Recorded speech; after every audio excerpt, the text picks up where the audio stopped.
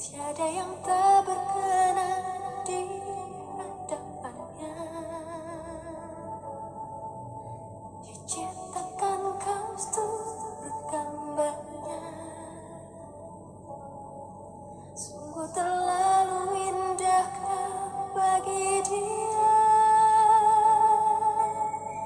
Ia berikan kasihnya bagi kita.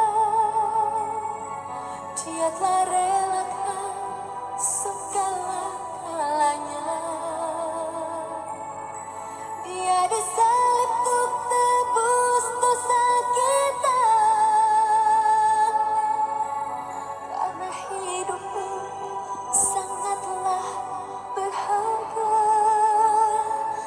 Buluh yang Saudaraku yang dikasihi oleh Yesus Kristus, marilah kita membaca firman Tuhan sebagai bentuk sukacita kita di hari ini oleh karena kemurahan Tuhan.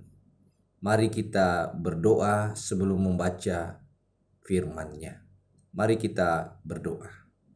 Ya Tuhan Yesus, kami mohon Roh-Mu yang kudus membimbing, mengarahkan hati pikiran kami untuk membaca, memahami firman Tuhan dalam renungan yang kami dengar, agar kami dapat melakukan semua kehendak Tuhan di dalam kehidupan kami.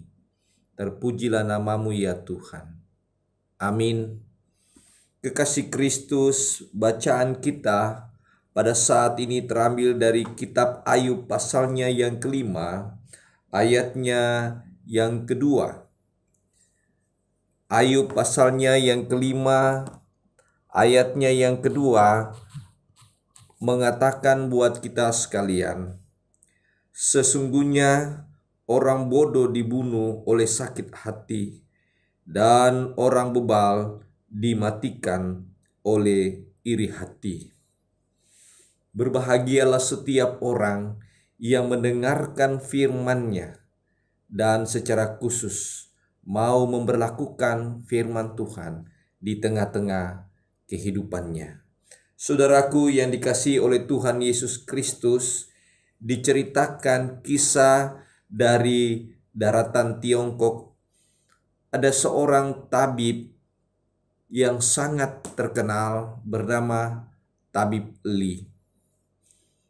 Dia terkenal oleh karena kemurahan hatinya bagi penduduk di mana ia tinggal ketika datang berobat kepadanya, dengan tidak menuntut bayaran yang tinggi, tapi sesuai dengan kemampuan yang dimiliki oleh para penduduk yang datang kepadanya. Karena kebaikan Tabib Li inilah sehingga banyak penduduk yang datang kepadanya dan tabib-tabib yang lain jarang dikunjungi oleh penduduk di sana. Namun ada seorang tabib yang bernama Han sangat iri hati melihat keberadaan Tabib Li karena banyak didatangi oleh penduduk untuk berobat kepadanya.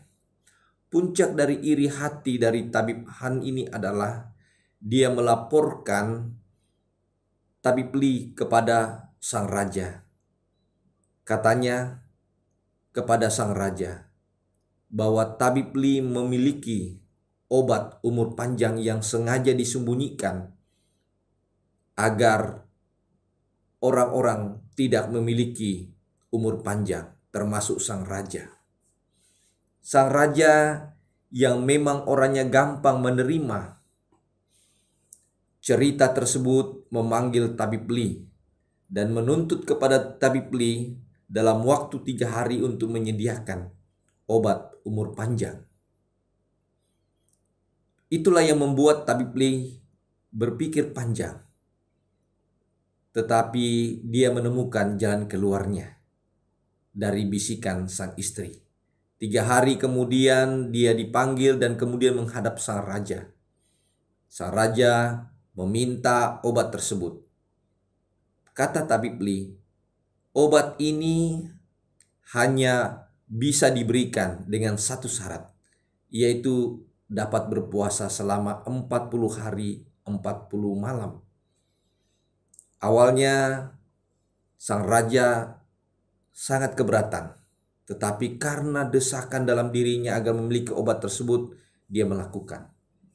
Tapi belum 1 minggu ia berpuasa, dia mulai merasa lapar, haus, sehingga ia mulai berpikir bahwa apa yang dituntut selama ini adalah tuntutan yang sangat tidak mungkin.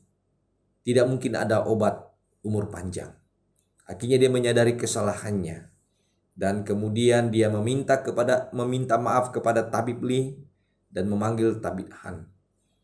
Dan ternyata diketahui bahwa tabib Han sangat iri hati kepada tabib Li. Nah, akibat sikap cara yang dilakukan oleh tabib Han terhadap tabib Li membuat sang raja sangat murka.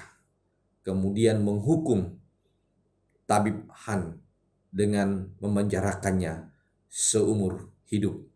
Itulah akibat dari iri hati. Saudaraku yang dikasihi Tuhan, tema kita pada saat ini adalah iri hati. Iri hati di dalam bahasa Ibrani disebut kina, yang artinya menyala seperti wajah yang memerah karena perasaan tidak senang terhadap seseorang yang memiliki sesuatu yang tidak ia miliki. Kalau dalam bahasa Yunani disebut namanya phreatonos, yaitu dengki, atau dalam teks Latin disebut invidia, yang juga artinya dengki.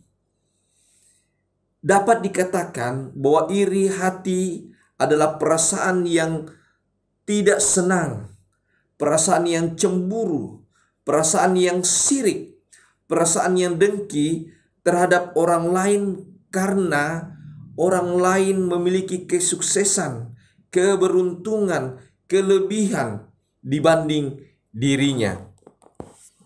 Nah, inilah yang memungkinkan orang yang memiliki iri hati dapat membahayakan dirinya sendiri atau juga dapat membahayakan orang lain dalam kehidupannya. Nah, saudaraku yang dikasihi Tuhan, apa bahayanya iri hati yang dikatakan dalam Alkitab selain dalam bacaan kita kitab Ayub tadi pasal 5 ayatnya yang kedua? Dalam bacaan Amsal pasal 14 ayat 30b dikatakan bahwa tetapi iri hati membusukkan tulang. Di dalam kitab Yakobus pasalnya yang ketiga ayatnya yang ke-16, sebab di mana ada iri hati dan mementingkan diri sendiri, di situ ada kekacauan dan segala macam perbuatan jahat. Nah, saudaraku, ketika Alkitab berbicara tentang iri hati, itu artinya bahwa iri hati ini bukanlah karakter dari anak-anak Tuhan yang dituntut oleh Allah di dalam Yesus Kristus. Sebab iri hati dapat merusak tatanan kehidupan bagi manusia, di mana iri hati memunculkan yang namanya kekacauan dan dapat merusak diri seseorang akibat dari iri hati yang diperlihatkan oleh kita. Saudaraku yang dikasihi oleh Tuhan Yesus Kristus, di dalam Alkitab juga pernah diceritakan ada orang atau tokoh dalam Alkitab yang memiliki iri hati. Siapa dia? Kain sangat iri hati kepada adiknya Habel ketika Tuhan mengindahkan persembahan dari Habel. Kemudian Kain membunuh adiknya.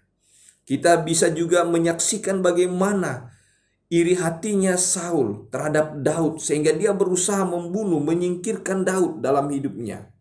Kita juga bisa melihat dan menyaksikan bagaimana saudara-saudara Yusuf yang ingin menyingkirkan Yusuf sendiri oleh karena iri hati. Karena bahayanya iri hati itulah orang-orang percaya diminta untuk menghindar dari perbuatan iri hati. Sebab iri hati dapat menggerogoti sukacita, menggerogoti damai sejahtera dalam diri kita. Bahkan kita tidak bisa menerima anugerah yang Allah sudah rancang dalam kehidupan kita. Kita kehilangan identitas gambar Allah dalam hidup kita. Saudara-saudaraku yang dikasihi oleh Tuhan Yesus Kristus, saya percaya bahwa kita sering menjumpai dan juga menemukan orang-orang yang pernah berbuat iri hati. Mungkin juga kita adalah bagian dari orang-orang yang suka iri hati terhadap sesama kita. Tapi saudara-saudara, ingatlah bahwa di mana ada iri hati, kata firman Tuhan, dia akan membusukkan akan hidup kita. Dia akan membuat kekacauan dalam diri kita dan membuat kekacauan di dunia di mana kita berada. Di sekitar kita akan kacau oleh karena perbuatan-perbuatan iri hati yang kita lakukan. Bagaimana saudara-saudaraku agar iri hati itu dapat kita atasi dalam kehidupan kita? Yang pertama, saudaraku, bangunlah hubungan yang intim dengan Allah melalui doa. Kemudian yang kedua adalah selalulah ciptakan pikiran-pikiran positif dalam kehidupan kita. Tak kala kita melihat kesuksesan orang lain karena mereka lebih beruntung dari kehidupan kita. Ingat saudaraku, iri hati selalu dipakai oleh iblis untuk merusak dan menghancurkan kehidupan orang percaya. Kenapa demikian? Karena iblis adalah orang yang jatuh. Orang yang pernah ingin memberontak terhadap Allah oleh karena melihat kemuliaan dan kuasa Allah. Dan saudara, ketika Bapak, Ibu, dan saya memiliki sifat dari iri hati, maka kita bagian dari iblis itu sendiri. Tapi ketika saudara dan saya menjauhkan iri hati dalam kehidupan kita, maka kita adalah anak-anak Tuhan yang sudah diselamatkan dan harus melakukan kebaikan di tengah hidup ini. Terpujilah Kristus. Amin. Mari kita berdoa. Bapa yang hamba-Mu sembah di dalam Yesus Kristus, mendoakan akan seluruh jemaat Tuhan, orang-orang percaya dimanapun mereka berada dengan segala aktivitas hidup mereka, dalam segala harapan-harapan hidup mereka. Biarlah Tuhan berkati mereka. Jauhkan dari semua anak-anak Tuhan dari sikap iri hati dalam hidup mereka. Tapi mereka tetap berjuang dengan karya yang ada yang Tuhan anugerahkan, dan mereka diberkati oleh-Mu, dan juga dipelihara kesehatan dan juga kebutuhan hidup mereka. Berkati gereja Tuhan di muka bumi ini, khususnya gereja-Mu GPIB, Majelis Sinode GPIB maupun GPIB Jemaat Immanuel Supratman. Mendoakan akan lembaga-lembaga gereja, yayasan Kristen dalam menyatakan visi misi gereja di tengah dunia ini. Engkau berkati Tuhan. Memberkati akan bangsa dan negara ini lewat pemerintah di pusat maupun di daerah. Bersama-sama bergandengan tangan untuk mengelola dan menjaga negara ini berdasarkan akan rancangan Tuhan dalam bingkai Pancasila. Sehingga negara ini Tuhan penuh dengan kedamaian dan keamanan, dan juga diberikan hikmat di dalam mengatasi akan COVID. Mendoakan para petugas-petugas medis, ahli-ahli virus di muka bumi ini, agar mereka diberikan kekuatan, kesehatan yang prima, hikmat, agar mereka boleh menemukan vaksin. Di dalam mereka juga merawat pasien-pasien COVID. Tuhan berkati hidup mereka. Mereka yang terpapar oleh banyaknya penyakit maupun juga secara khusus penyakit COVID. Biarlah Tuhan jamah sembuhkan mereka, agar mereka boleh menikmati jamahan Tuhan dan kesembuhan, dan mereka boleh kembali ke rumah mereka masing-masing dengan penuh sukacita. Begitu juga ya Tuhan Yesus, hamba mendoakan hamba sekeluarga, Engkau berkati selalu. Terima kasih Tuhan, inilah doa pengharapan kami di dalam nama Tuhan Yesus yang sudah mengajarkan kami berdoa, doa Bapa kami. Bapa kami yang di surga, dikuduskanlah namamu, datanglah kerajaanmu, jadilah kehendakmu di bumi seperti di surga. Berikanlah kami pada hari ini makanan kami yang secukupnya, dan ampunilah akan kesalahan kami, seperti kami juga mengampuni orang yang bersalah kepada kami. Dan janganlah Engkau membawa kami dalam pencobaan, tetapi lepaskanlah kami dari penjahat, karena Engkau yang punya kerajaan dan kuasa dan kemuliaan sampai selama-lamanya. Amin.